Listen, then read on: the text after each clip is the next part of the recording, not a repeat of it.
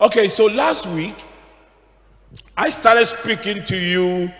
This year, our Relationship and Marriage 360 is titled, part 1 is titled Love Hospital. Love Hospital. And under part 1, I'm talking on love meter, measuring the health of your love life. And I established last week that having a good love life has effect on every aspect of your life. If your love life is healthy, it gives you a healthy body, gives you a healthy family, gives you a healthy marriage, gives you a healthy professional life, gives you a healthy academic life. So I believe strongly that we need to be able to commit to building healthy love life. Our anchor scripture is from 1 Corinthians 13, 3-8. If I give all I possess to the poor and give over my body to hardship that I may boast, but do not have love, I gain nothing. Love is patient. Love is kind. It does not envy. It does not boast. It is not proud. It does not dishonor others. It is not self-seeking. It is not easily angered. It keeps no records of wrongs. Love does not delight in evil, but rejoices with the truth. It always protects, always trusts, always hopes, always perseveres. Love never fails. From here, we are looking at 17 prescriptions for a healthy love life. 17 prescriptions for a healthy love life. Love is the greatest need of every human being. And love, whether it is romantic love or it is family love, whether it is love by parents to a child or it is friendship love and other things, it is one of the greatest needs, if not the greatest need of the human race. And that's why you must make sure you invest into it, and then you can receive very good love. So last week we looked at 1, love is patient, and then 2, love is kind. Today I'll try and look at 4 more. There are 17. I'll try and look at 4 more today, or probably 5. So let's begin for today, part 2. Love does not envy. Love does not envy. Love does not envy. Let me show you how envy develops, how enviousness develops. It develops by you comparing yourself to others. By you comparing yourself to others. And then from comparison, it goes to covetousness. Then from covetousness, it leads to competition. I've said to you that everybody is unique. And because we are all very unique people and wonderfully and fearfully created by God for a very unique purpose, God also gives us unique opportunities. Your husband married you because you are the most unique thing God created for him. I married mommy because mommy is the most unique thing God created for me. In the same way, you are married to that man because that man is God's uniqueness for you. Now, if you do not celebrate the person you are married to and start doing comparative analysis, now there's something we call transferred enviousness. This is what then begins to happen. Now you begin to covet somebody's wife and somebody's husband. This is where you begin to fight and you try to make comparison. Go and see how this man's wife is taking care of, husband is taking care of him. Go and see how this person's wife is behaving in the house, and look at you and look at, you see. Now, enviousness is built up from comparison, and then now you begin to covet. Now you wish that that woman you are comparing to your wife will be your wife. That man, you wish that that man were your husband. Now you can come to that level of covetousness that when your husband is sleeping with you, you have to picture that man. Or your wife is sleeping, you are sleeping with your wife, you have to picture that woman. You can come to that. It's called transferred enviousness. Now you begin to now envy that woman that has that husband, or that man that has that wife. And because you are not able to define your emotions, you transfer that enviousness to your husband or to your wife. Are you here with me? Another way we envy is also from the same comparison, etc., etc. There are some women who will compare their brothers and their husbands' sisters. They will do those comparisons and become envious of their husbands' sisters and transfer those enviousness into the marriage, and they begin to fight. There are some men who can even be envious of their wives' brothers. Yeah, they see the development of the gentleman. They see, and you see, when you start doing comparison, the person you are comparing yourself to, when the person begins to succeed and becomes better than you, you feel failed. And anything that reminds you that you were a failure, you hate that thing. So there are women here whose husbands are fighting their brothers for no cause. I'm telling you, for no cause. You are dating a guy who cannot stand the sight of your brother, and you still feel that, oh, you will go ahead and marry that person. It will hurt you. It will bring. Listen, let nobody push you to a point where you have to make a choice, if you're a woman, between your brothers and a husband. Any relationship, any marriage that is forcing you to do that will kill you before your time. There are some choices you can never make.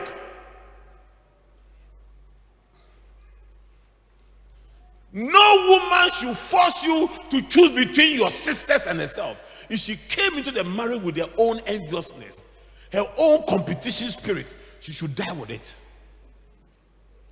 Don't be forced into some. You see, there are some spirits, words cannot deal with them. They need deliverance. For those who are already married, there's nothing you can do. We have to pray for you. Like I keep saying, if we kill the pig, you eat the pork. But those who are now planning to marry, keep this at the back of your mind. Your boyfriend cannot stand the sight of your brother. Your brother is young, he's purposeful, he's making it. What he cannot even stand is when you are talking about your brother and the things he's doing. He gets angry.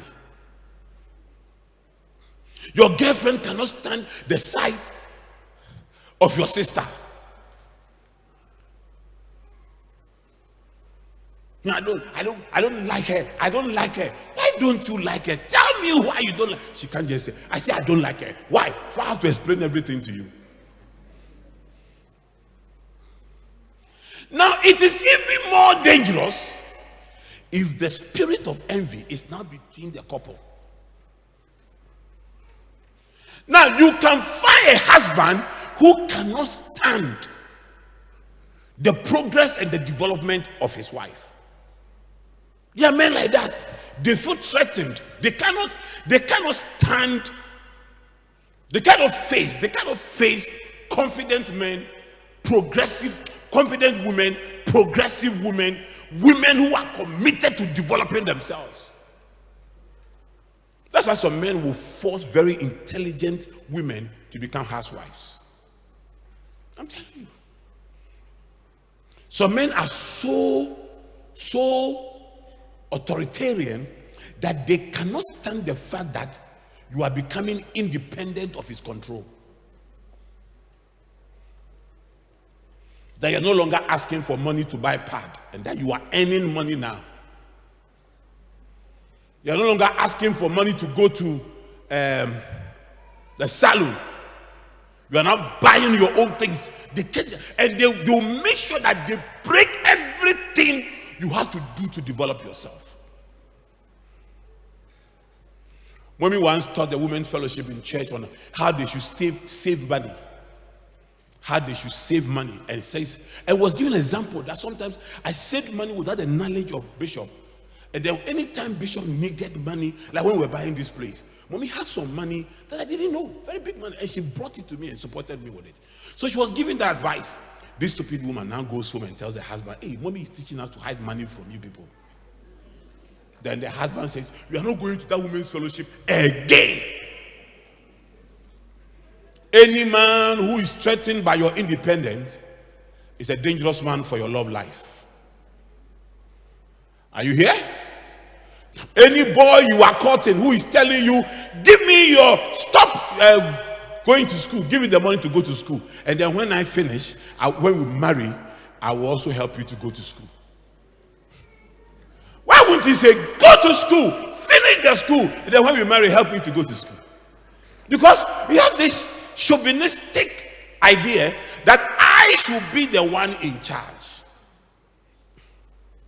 You are the head, but you might not be in charge of every aspect of the marriage. There are certain places where your wife should be is better than you. You must allow her to lead from there. The best leaders don't do everything. If you come to Accra Business School now, even in this church, I don't do most of the things that go on because there are people that I have trained, developed, and built. This year, for instance, Mommy is doing 2 masters. Because I told her that, listen, I can't be educating myself. I don't want you to be in my shadows. This year, she's doing 2 masters at the same time. We married, I've been educating myself. I said, no! We are in our 50s now. If we keep procrastinating, we'll never become. And I've created a pathway for her to become anything she wants to become in my businesses. Are you here? There are also women who can be envious of their husband's progress. Sometimes they are envious, not for themselves, but even for their brothers. Yeah, they've got the feel that the way my husband is developing is embarrassing my brothers. Are you here? This is a demonic spirit. It's not good. Anybody who is envious of you is not in love with you. Because love does not envy. Listen, there are people who are generally very envious. Yeah, generally very envious. They take it everywhere, in every way in their office. Anybody who is not than them, they are not talking to them. Certain people cannot be in a group where they are not the one being celebrated. I'm telling you. You belong to a certain group, or even a certain department in the church. When you see people who can challenge your authority and question your decision coming in, you fight them out. Because you must be the only one who has the final say. Then they do it, and then they take it into relationships and into marriages, and they want to control and have the final say. Life is not like that. Life is not like that.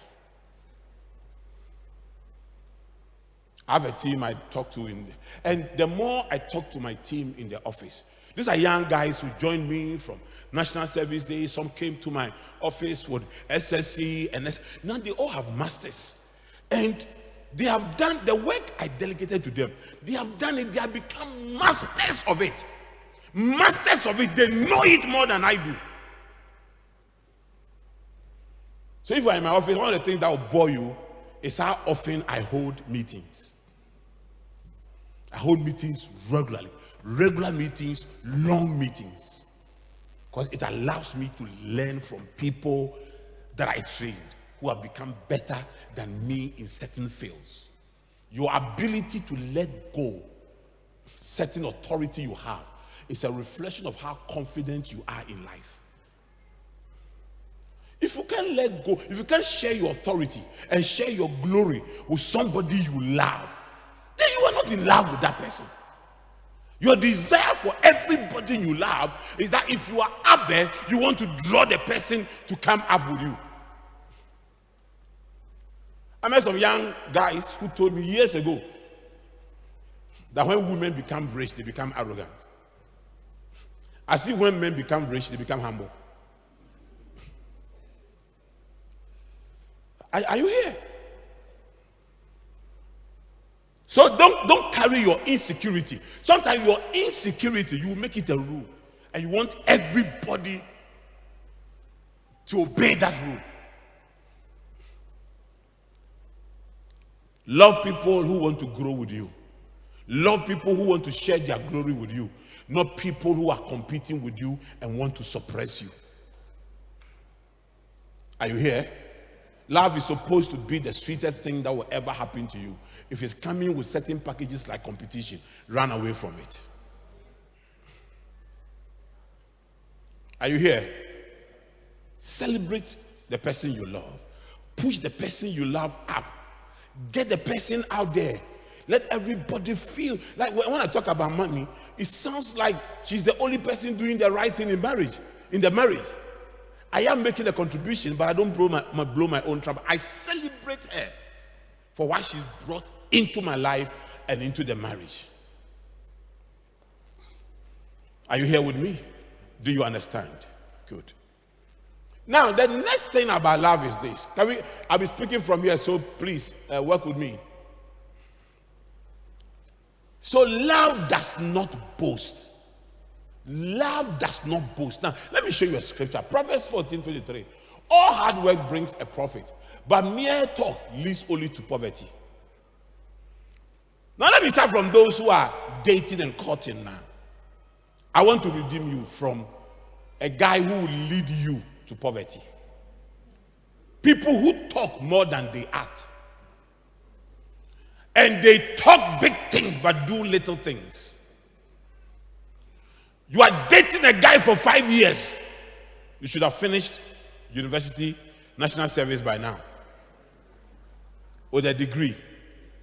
And the guy is still giving you promises of how he's going to buy a house in Dubai in your name. 5 years of buying a house in Dubai in your name, and has not bought anything. Has not even bought a plot of land in Abokobi. Oh yeah, let him buy a plot of land in Abokobi. Or where cry? Nyanyano. Or give me some villages in Accra. Amasaman, Dodowa. You buy, let him just buy a quarter plot in Dodowa. Then you can believe that this guy can buy a house in Dubai for you. Are you here? And he's not talking by faith, he's a mere talker. He's wordsmith. See that we have goldsmith. He is wordsmith. The guns will say a wordsmith. Do you understand? A wordsmith. His words are sweet. Oh, even me as a bishop, I had people who were telling me they had first degree when I was in the university. And then I started master's program. And you know the way I love people to empower themselves. So here is me inviting people. Hey, you told me you had a first degree. Come and do masters. So why would you tell me you have a first degree if you don't have? Why? Listen, people that have a sense of inferiority lie about themselves in order to boost their ego.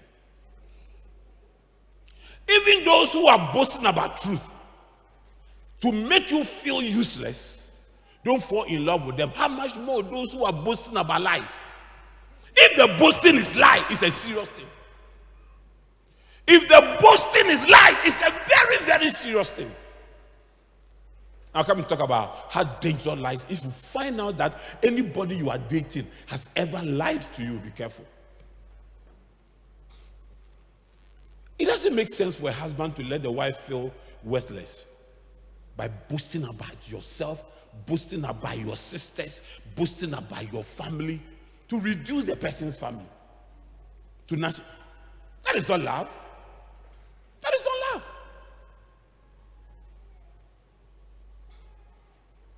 I saw a very funny picture of a young guy asking a question. Our parents are always comparing us to our friends. Why are they not comparing themselves to Dangote?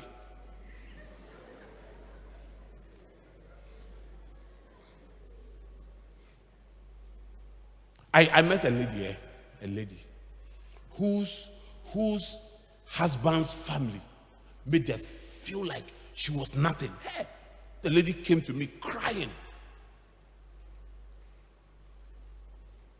She's dark in complexion. The husband's family are very fair. Start having children and they were dark. That was where the attack started. That you have come to give birth to black people into the family, eh?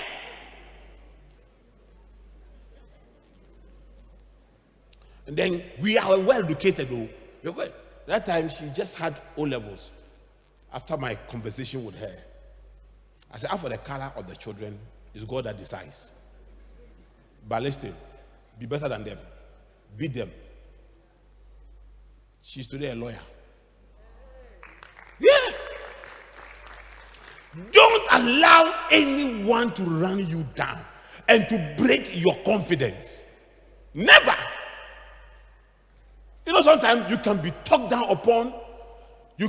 People can just focus on what you don't do right than what you do right. And they will talk down upon it and talk about what they did right and what you did wrong. And then eventually, you know what happens? You lose your confidence. And once you lose your confidence, that is it. Can I tell you something? Don't say big things about you, because we know you are a small boy. If you are doing big things, nobody will say it. We will see it. Won't we see it? We will see it. If you will be a great man in the future, let the girl decide. Don't tell the girl. Show it by your action. Listen, mere talk leads to poverty. Boys and girls who talk too much, they do little. Are you here with me? Young ladies, fall in love with men of action. As they are talking, they are doing. Are you here? Fantastic. Now look at this one. Love is not proud. Love is not proud. Romans 12:3. For by the grace given to me, I say to every one of you, do not think of yourself more highly than you ought to. Do not think of yourself more highly than you ought to. When people flatter you, it is dangerous. But when you flatter yourself, it is more dangerous. I'm telling you, when you flatter yourself, it is more dangerous. Do not think of yourself more highly than you ought to. Pride is thinking of yourself more highly than you ought to and thinking of others more lowly than you ought to. A woman you sleep with, you think of her more lowly than you ought to. Then why are you with that woman? What even annoys me are men who have become so obsessed with themselves, their physique. They feel they are very handsome. Men who spend hours in front of the mirror, polishing themselves. Oh, yeah. I used to work with a pastor. When we are going out there, he has his perfumes, his toothbrush, his creams and everything in his briefcase. Whilst others are keeping Bibles and ideas in the briefcase, he has in his briefcase. It's like a woman's handbag. The only time he see in his briefcase was a sanitary pad. He would have qualified to be a woman. But you know, I later discovered that he was homosexual. Yeah, I'm telling you the truth. So when you are dating a man who has female tendencies, be careful. Or no bet trick rat is bani oba. Now they say love is blind. Love is never blind. Oh, love sees, Papa. What doesn't see is infatuation, foolish love.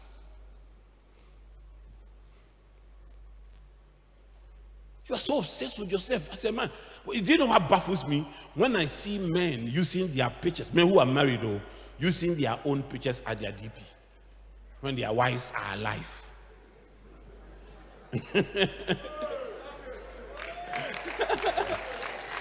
Hey! There are two reasons. Either you are so obsessed with yourself, or you are cheating on your wife and you don't want your girlfriend to know that you pamper your wife. Because you have said so many bad things about your wife to your girlfriend that you can't even celebrate your girlfriend. You can't even celebrate your wife because your girlfriend will be watching. I know girlfriends who see that their boyfriends and wives are pregnant and they go angry. You are cheating on me. You see, it should tell you that these are mad girls. Very, very mad girls. I'm sure you don't have some in this church. I'm sure no girl is chasing a married man. Because you won't get some to marry. You won't get some to marry. And if you get some to marry, 5 women at every time will be chasing your husband. Oh, 7. They will be chasing your husband.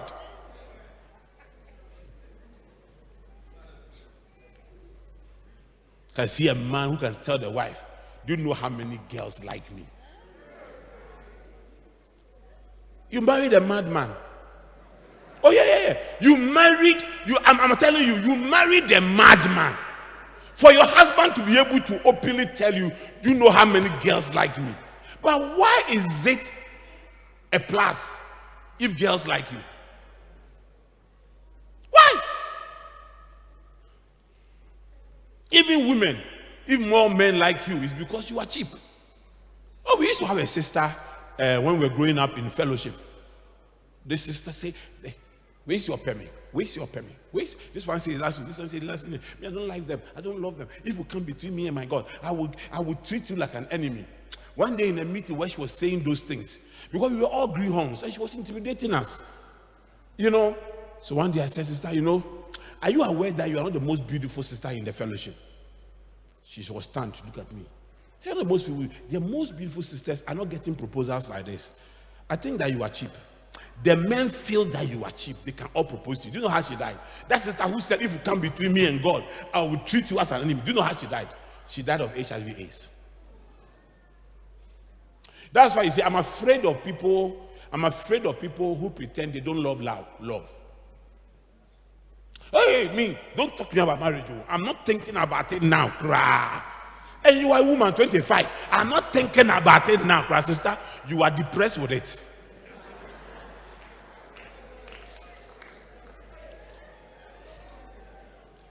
Who doesn't want love? When I met mommy, 22, she was praying everywhere, Sister Spirit. But when I proposed to her, hey,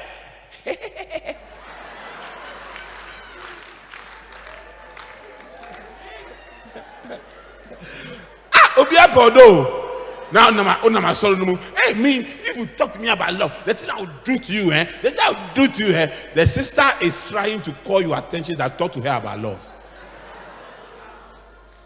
No, areas where people are weak is where they pretend to be strong.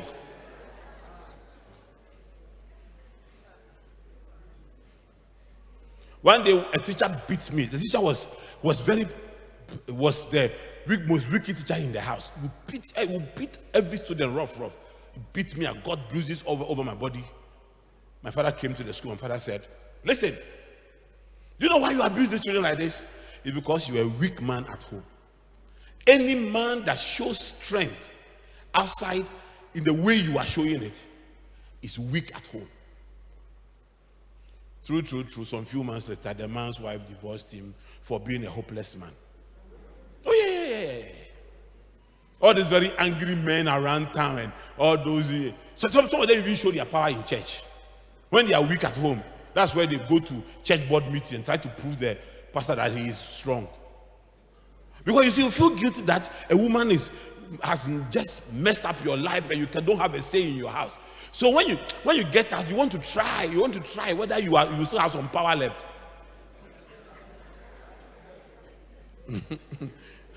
So what you do outside, all the shouting and all those things, testing mic 1, 2, 3. You are seeing whether you have some power left. Are you here with me? Stop being arrogant. Stop being that man that wants to show. And that woman, you can find some women, very arrogant. And their arrogance also comes from achievement. They have achieved things more than their spouses, and therefore they don't submit to them, they don't respect them. One day, it will come crumbling on you. I'm telling you. You see, intimidation do not last though. It will last only for a while, and the person you are intimidating, disrespecting, one day will vent out and will rebel. And what the person will do to you, a woman married her subordinate in the office because she wasn't getting, no one was coming, so eventually married a subordinate in the office and took her boss's attitude home and was controlling the husband at home like this thing. Could ask him, go and drop my visitors, not even politely, like the same way they did in the office. The man was, no problems. So the man became financially independent. What he did to the woman. In relationship, don't dig your own graves. It will come back to haunt you.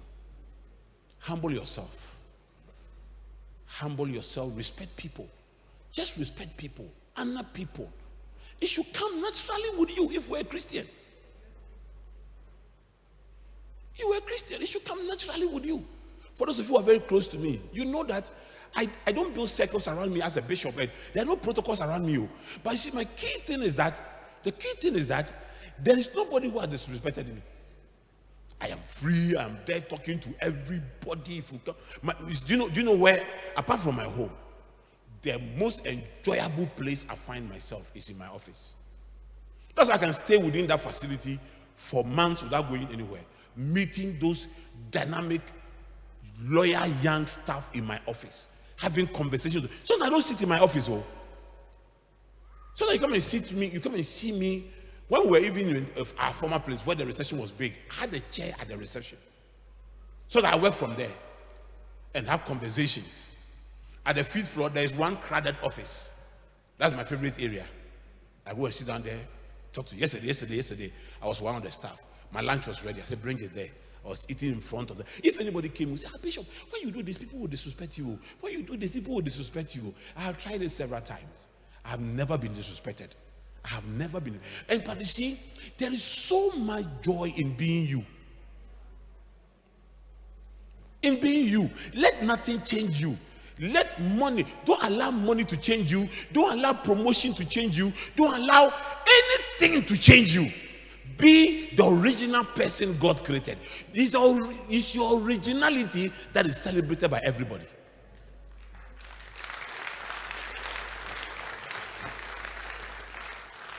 Those who knew me as Brother Gideon, if they meet me today as Bishop Titi-Ofei, they will know the same Brother Gideon is what I've met. I mean, some friends have come to book appointment to see me. And I was in the office, so they book appointments. So we grew up in Adabraka. And I said, did they leave their telephone number? I said, yeah, call them for me. They will come back and say, we felt that we have to come in. How you are the same. I don't want to change. I don't want anything to change me. Are you here with me? The same Yofi, mommy met me. I'm the same person. My jovial self, everything is the same. And the same mommy's nickname when she was in school was called Sister Ye. Her name is Yabua, so they just call her Sister Ye. The same Sister Ye, the same. We are here. Nothing. Prosperity has not changed that. Nothing has changed that. Who are you? My big sister used to have telepoint security company. She and the husband, when you go, at that time we go to Asalam Down. They used to control a whole street. We saw their cars and their security cars and all those things. This study, we are burying her. She's going into 6 feet down. The same way. If a cleaner in the office also dies, she also go to 6 feet. In death is where you realize you are nobody, you are nothing. That's why we must all seek God and be humble. And take your humility everywhere. Not only in marriage. You will survive everywhere with humility. You will survive. And you know, if you are truly humble, you don't even know you are humble. Others will tell you. You will hear people saying that I'm a very humble person. They are not humble. Because they are conscious of what they are doing. If you try to be humble, you'll be conscious that you are being humble. But if it comes naturally with you, others will tell you. So finally, the last one for today. Love does not dishonor. Love does not dishonor. The people who truly love you will honor you. They will celebrate you. Married to mommy for 30 years. I've not even said stupid woman before. Neither has she said that to me. 30 years. We disagree. We have different opinions. The worst we can do is just walk off when there is tension. You just walk away till the tensions go down. You understand? But you are courting somebody who is slapping you. And he's telling you blame it on love. Oh, but damn. Get out of that relationship. Because a man's true character shows when you are fully married. He will show you more. I'm telling you. Any man who can insult you whilst you are courting or can beat you whilst you are courting, I'm telling you, don't marry that man. Don't marry. Listen, they are very good guys. Plenty of them. They are more good guys than bad ones. Don't be scared that if you lose that bad one, you won't get a good one. There are more good guys here in this church. I can see their faces. And only few bad ones. Can I hear the loudest shout of all the good guys? I told you. There are more good guys. There are more good guys. If you're a good guy and you're not married, get up. All the good guys who are not married and you are confident, get up. Yeah. Get up.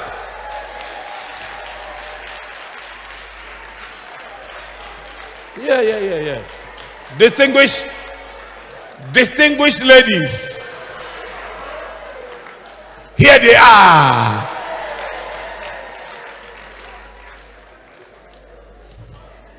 We are relatively a very young church, but we are a lot are married. Now, do you also know that verbal abuse sometimes can be so psychologically damaging on your confidence? So, a woman may not be able to hit you with the hand, but some words can hit you. Oh, I met a man who told me when my wife insults me, it feels like the ground should open for me to be swallowed alive. Like when she insults me, when I hear her insult, I want to die.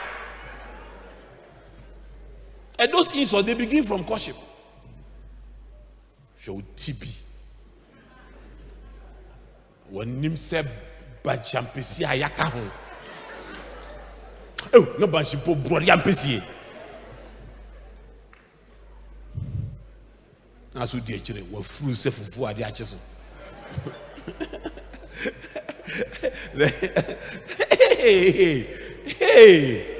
Hey. when that man sees his friends are home. That's where he wants to show them that he's a powerful man. And you disrespect your wife in front of your friends. That is not love. That is not love. Mommy's siblings cannot disrespect me because she honors me in their presence. In the same way, my siblings cannot disrespect mommy because I honor mommy in their presence. All mommy's friends honor me. All my friends honor mommy. I mean, my pastor friends, when they come home, when I'm having conferences and we are hosting like 10 pastors every day for 1 week, we are doing I+, they come with their guests and their PR groups and PAs, and one pastor will come with like 5 people, another pastor will come with 7 people, another pastor will come with 2 people. Then when we finish the conference, we all go home, and it's happening every day. And they see mommy not sitting down, but going about serving every one of them, and they're like, "Hey, Charlie, if we go to places with some small boy pastors and their wives are sitting down, and other people look at," I said, "Yes, for my wife, she says me, and therefore must serve my friends." And you see, she becomes a crown at the gates of the elders for me. Yeah. We meet somewhere without her being around, and somebody will, "Hey, Charlie, Titi, how is your wife?" I said, "She's doing well, oh." And then somebody will say, "Charlie, I like that drink she does when we come to it." "Hey, how was this wife, dear?" "Charlie, your wife, dear, the way she does things, the way she, oh, your wife, when we come and she's serving us." And then these great guys are talking about my wife. Do you know that's what the Bible says, that for the virtuous woman, her husband is praised at the gate. Your wife must become your crown. Your husband must become your crown. So women here, I'm telling you, you are great women, you are pleasant women. These principles I'm teaching, add them to what you're already doing. It will help you. It will help you to build a solid home. And the men here, you have heard the things I've shared. You to add it to your life. Build a solid love life. And you will enjoy. Listen, the thing, you see, God and the church, Jesus and the church, is love life. It's a love affair. For God so loved the world that he gave. And the Bible compares Jesus and the church to a husband and a wife. In fact, the rapture is marriage ceremony. It's wedding. The whole thing about the Christian life is based on love. God himself loves love. Jesus, when he met Peter, he said, "Do you love me?" He asked him 3 times, "Do you love me? Do you love me? Do you love me?" The Lord himself wanted assurances of love. Because Peter had just betrayed him and he was doubting. Are you here? Do you understand what I'm sharing with you? We need, every human being needs those assurances of love. And you need to commit to building solid and healthy love life. It will make your life better. There is nothing in this world that is so enjoyable than loving someone and the two of you spending your life together, getting married and raising children and looking forward to raising your grandchildren and your great-grandchildren together. Even if you live in a kiosk with a woman you genuinely love and a man who genuinely loves you, it is a better world than living in a mansion with somebody you don't love and somebody you that loves you.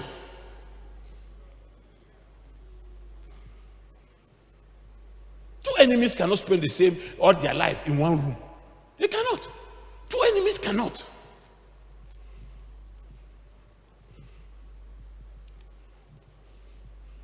The last time my children were telling me that, oh, sometimes when our friends call us, "Oh, I'm in my daddy's room, I'm in my mother's room." When we go, they ask us, "Your mom and dad, are they living separately? Why are they not living in the same room?" And they tell them, "Well, those lovebirds, they have different rooms for different purposes. They pray at different times. My dad studies at different time. My mom has something doing, but we virtually spend every time together in one room. Either mommy is with me till midnight, or I'm with her till midnight, and it's 30 years.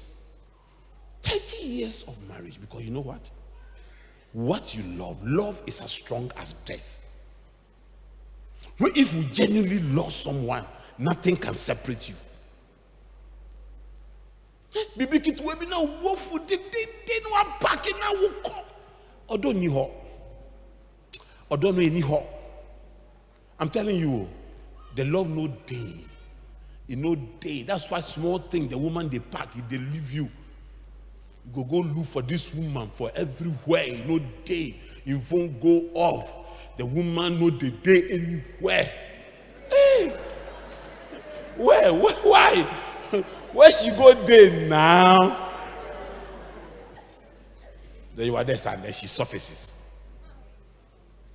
Hey.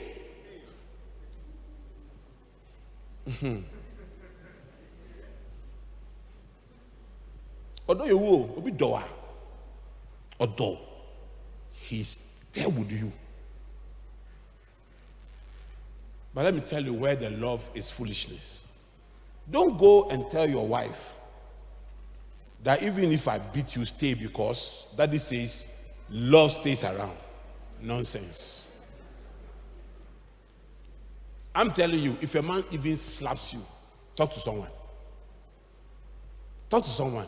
If he slaps you a second time, talk to the police. You should say, hey, you know, you meet a man who will have the infantry and confidence to come and say that, can you believe my wife reported me to the police? What did you do? Oh, we had a fight, I slapped her. I said, and so her crime is bigger than your crime. Her crime is going to, I'm telling you, all the women here, write this down. If a man touches you, talk to someone. If he touches you a second time, talk to the police. But if the first touch is serious, go straight to the police. I'm telling you.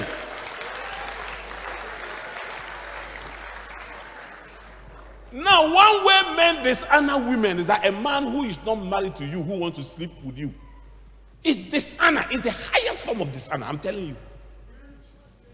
I'm telling you.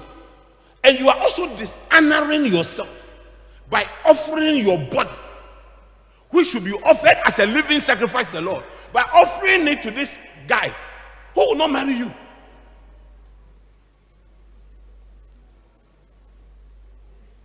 I saw a video of a guy kissing a girl. And then this man was passing and said, hey, Obi future wife, I don't know how you say. Somebody's future wife mouth. Look at the way you are chewing it. I said, a man who is not married to you, sleeping with you, is dishonoring you. He doesn't respect you. If the man respects you, he will tell you, listen, I want to marry you before I touch you. And if you honor yourself, you will also do same. Ejamamona doso. Ejamamona doso. Ejamain kwa. Ejamain. Wo bananka sakura be man so mpa. Wo be shatare be twena adwen abaso. Ejamain kan. Outro. And when you preach these things, and young people feel you don't know our generation. Hey, sin is sin in every generation. What is sin? Is sin. Jesus is the same yesterday, today, and forever. Your generation is different from our generation. Your generation is different from our generation. Nonsense. More movies, brother and sisters. No, we were together all the time. We had no any social thing to do apart from we meeting, praying, and discussing and all those things. And who told you that we were not feeling for sex? We were, but we honored the Lord first and honored the sisters. Honored the sisters. You know, they are stupid men who, when they meet their former girlfriends, they have slept with and they are married. They boast. Oh, he's chopping my leftover. He's chopping my leftover. You see, you should be ashamed that you ever did that. May the Lord deliver all of us. I thank God for the born-again, spirit-filled, tongue-talking believers here who have dedicated themselves serving the Lord. I also thank God that today you are making a decision that, Lord, every dishonor I have caused anybody, from now going, I'm going to honor myself. And I'm going to honor the person I'm courting with. And there are some men who even dishonor their wives. When their wives are not in the mood for sex, they sleep with them as if they are raping them. Oh, yeah. And there's a law called marital rape.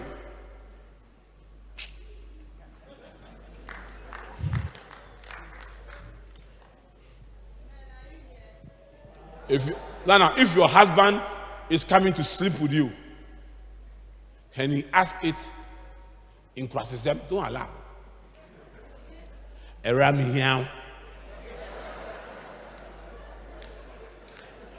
Unyame say, me here say, bury my here ne yere. In criticism, era Abraham fro. Eye trotro. Where you trotro? Nonsense. God bless you. Thank you for coming to church.